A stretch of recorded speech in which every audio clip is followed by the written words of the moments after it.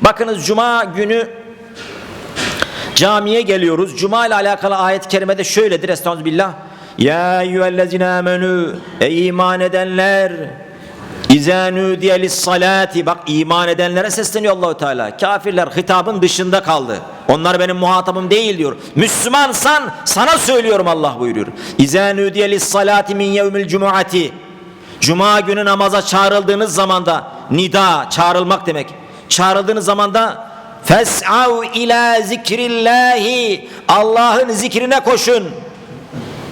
Bak Allah namaza zikir diyor.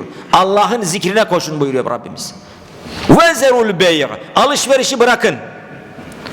Evet, cuma vaktinde alışveriş yapmak helal değildir, haramdır. Allah'ın emri var. Cuma günü namaz için çağrıldığınız zamanda, zikir için çağrıldığınız zamanda alışverişi bırakın, Allah'ın zikrine koşun Mevla buyuruyor.